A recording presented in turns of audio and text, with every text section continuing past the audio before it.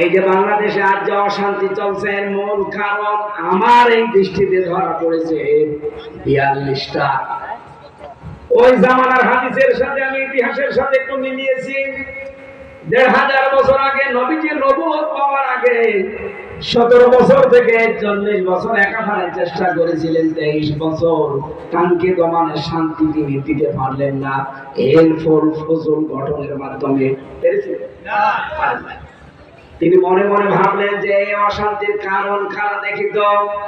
পুরা আরব জাহানে ওই সময় গোত্র ছিল ৩৬টা। ৩৬টা গোত্রের ৩৬ জন নেতা ছিল, গোত্রপতি। ওই জামানায় জাতীয় নেতা ছিল ৩ জন আর জাতীয় নেত্রী ছিল আরো ৩ জন। ৩৬ আর ৬ কত? বলেন বলেন। আপনি আর রাহিকুল মাহতুমের ভেতরে পাবেন এটা। এই ৪২টা মানুষকে তিনি পর্যবেক্ষণ করে দেখলেন পুরা আরব জাহানে এই জাহিলিয়াতের সমাজ তৈরি করার পেছনে যত রকমের কারণ এই ৪২ জন। ওই জামানায় ৩টা জাতি ছিল প্রতিষ্ঠিত পুরা আরব জাহানের ভেতরে। একটা ইহুদি, একটা খ্রিস্টান আর একটা মুশরিক। আর একটা জাতি ছিল নিভু নিভু অবস্থায়, হানিফ। এইদিকে দেখেন, এই ওঠা যাবে না ভাই, বললাম তো ওঠা যাবে না। আমি বাংলাদেশের সাথে ইতিহাসটা একটু মিলান। আমি তো মিলিয়ে দেখলাম খাপের খাপ, মমতাজের বাপ মিলে যাচ্ছে। আর সারা বাংলাদেশের ৬৪টা জেলা, ৬৩০টা থানা আছে। আমার ছোট্ট একটা হিসাব করে দেখলাম যে ৩৬ জন নাম করা নেতা এলাকা ভিত্তিক আছে। ছোটখাটো গুলো বাদ দেন, আমির হামজা, কামাল হোসেন বা ৩৬ জন আছে সারা বাংলাদেশে। আপনি খুঁজে খুঁজে দেখেন। ওই জামানায় যেমন গোত্রপতি ছিল ৩৬ গোত্রের ৩৬ জন। জাতীয় নেতাও ছিল ওই জামানায় ৩ জন। একজন ছিল মুশরিকদের জাতীয় নেতা আবু জেহেল। ইহুদিদের জাতীয় নেতার নাম ছিল মুখাইরিক। আর খ্রিস্টানদের জাতীয় নেতার নাম ছিল মারহাব। আমার মাঝে মাঝে এই ইতিহাস থেকে মনে হয় বাংলাদেশেও জাতীয় নেতা ৩ জন, বঙ্গবন্ধু জিয়াউর রহমান আর চাচা এরশাদ। জাতীয় নেত্রী ওই জামানায় ছিল ৩ জন। আবু জেহেলের স্ত্রী নাকেরা, আবু লাহাবের স্ত্রী উম্মে জামিল, আর আবু সুফিয়ানের স্ত্রী হিন্দা। বাংলাদেশেও ৩ জন, হাসিনা, খালেদা, এরশাদ, রওশন। আপনি দেখেন সারা দেশের যত অঘটন, যত ঝামেলা সব এই ৪২ জন। নবীজি এই ৪২ জনকে টার্গেট করে ৪০ বছরে তিনি ধ্যানে বসলেন। ৪০ বছরে তার কাছে যে আয়াত এসেছিল, ইকরা বিসমি রাব্বিকাল্লাযী খালাক। যে নবী আপনি পড়েন, কি হলো? রওশনের সাথে নাম বলা পুলিশ চলে আসতে পারে।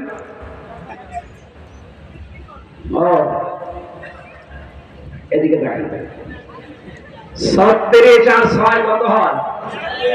বলেন বলেন। আমি একটা একটা করে ৪২ জনের নাম লিখেছি। সারা দেশে একটা ঘড়ি এগুলোই দেশ চালাচ্ছে।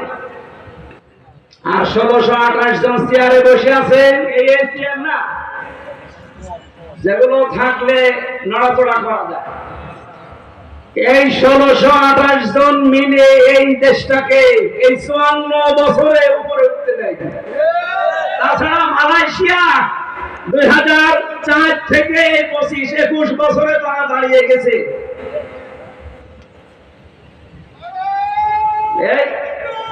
একটু আমি শেষ করি। আরে ভাই, আমারে শেষ করতে দেন। মালয়েশিয়া বাংলাদেশের থেকে প্রায় ৫ ডবল বড় একটা দেশ। ওদের দেশে আমাদের মতো সম্পদ নেই, শুধু মরুভূমি, পাথর আর পাম গাছ।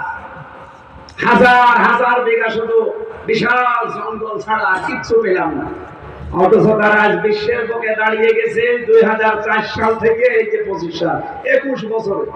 আমরা 54 বছরেও দাঁড়াতে পারি নাই, এই শুধু 1628 জনের কারণে। এখানে আমরা চাচ্ছি, মন থেকে বলছি, আগামী থেকে প্রশাসন যারা আছে তারা এই দেশের কোন নেতা নেত্রী এদের কথা চলবে না, ওরা চলবে ওদের আইজি কথা মতো। আইজি হওয়া লাগবে দলকানা না, আইজি হওয়া লাগবে নিরপেক্ষ। কথা বলুন। ওদের চরিত্রের উপরে যে কলঙ্ক এখনো লেগে আছে, যে পুলিশ খালি ঘুষ খায়, এমনি খায় না, কারণ আছে। আশা করছি আগামী থেকে যদি ইসলাম আসে, 8 ঘন্টা ডিউটির পরে যত ঘন্টা পুলিশ ডিউটি করবে ওভারটাইম হিসাবে মাসের শেষে তাদের বেতন দেওয়া হবে। এই পুলিশ গুলো তো ঠিক বলতে পারে, ও সাদা তো কাও বলবে। 8 ঘন্টা পরে এখন যারা এসে বসে আছে 20-25 জন, এদের কম দায়িত্ব যে 8 ঘন্টা পরে এখানে বসে থাকা লাগবে? ওদের ডিউটি তো 24 ঘন্টা। এখানে যে আমার মনে হয় থানা থেকে এই জায়গা 7-8 কিলোমিটার হবে না, 7-8 কিলো, 8-16 কিলোমিটার ওরা এসেছে, আবার যাবে, এখানে চা নাস্তা করবে, খাবার খাবে, সব ওর নিজের টাকা দিয়ে, সরকারি টাকা ওদের দেবে না। একটা পুলিশকে ডাক দিয়ে জিজ্ঞাসা করেন আমি যা বলছি ঠিক কিনা? আপনি জনগণের দায়িত্ব পালন করতে এসেছে, আমাদের শান্তি শৃঙ্খলা ঠিক রাখার জন্য, ওর নিজের পকেটের টাকা খরচ করে খাওয়া লাগবে মানে? এই টাকা সরকারের দেওয়ার কথা ছিল না? এই দেয় না, এই কারণে তো এটা যেন আগামী থেকে আর না হয়, এটা ইসলাম আসলে হবে ইনশাআল্লাহ। 54 বছরে হয়নি, কারণ ইসলাম ছিল না। নবীজি 42 জনকে খুব ভালো করে দেখেছিলেন, কি গো শান্তি আসে না কেন? পর্যবেক্ষণ করে দেখলেন যত অপকর্মের মূল হোতা এই 42 জন। বাইরের দেশ থেকে যত রকমের উল্টাপাল্টা জিনিস আসে সব এই 42 জনের মাধ্যমে। ওদিকে কক্সবাজারে আসতো মোদির মাধ্যমে, 11 বছর না কেন? আমি হিসাব করে দেখবেন এই 42 জনের ভেতরে মোদিও একজন। ও কি স্বর্ণ রূপা এইগুলো নিয়ে আসে? ও নিয়ে আসে বাবা ডাল।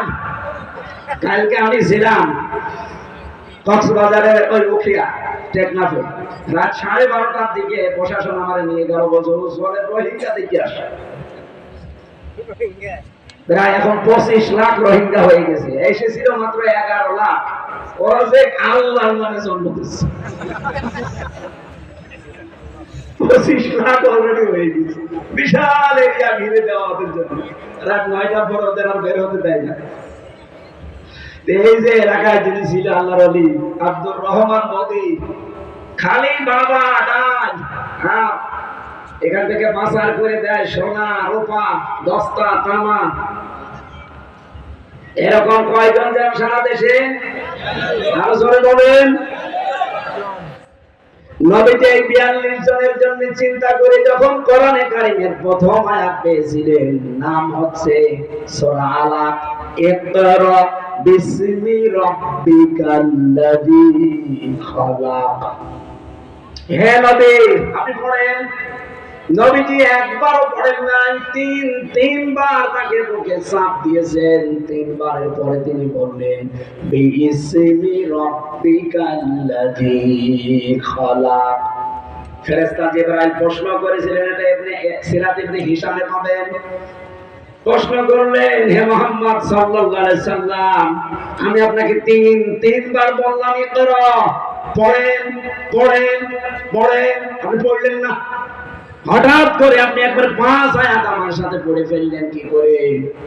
নবীজি বললেন, জিবরাইল 3 বার বলেছিলেন ইকরা, কিন্তু 3 বারের পরে যখন বললে বিসমি রাব্বিকাল্লাযী খালাক, এর আগে তো বলনি যে আমি কার নামে পড়বো, খালি পড়ো পড়ো বললে হবে?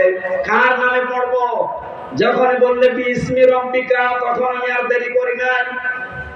কিয়ামত পর্যন্ত আমার উম্মত যারা দুনিয়ায় আসবে তাদেরকে আমি শিক্ষা দিতে চাই, পড়াশোনা করতে হলে আল্লাহর নামে পড়া লাগবে। আমাদের দেশে আল্লাহর নামে পড়ার ব্যবস্থা আছে? নেই। আরো 1 থেকে 5 পর্যন্ত গানের মাস্টার নিয়েছে, শরীর চর্চার নামে নাচের মাস্টার নিয়েছে, কোরআন শিক্ষা দিয়ে আল্লাহর নামে পড়ানো লাগবে একজন আলেম মাস্টার আজও নেওয়া হয়েছে। এটা চান না? আগামী থেকে আমরা দাবি জানাচ্ছি ডক্টর মোহাম্মদ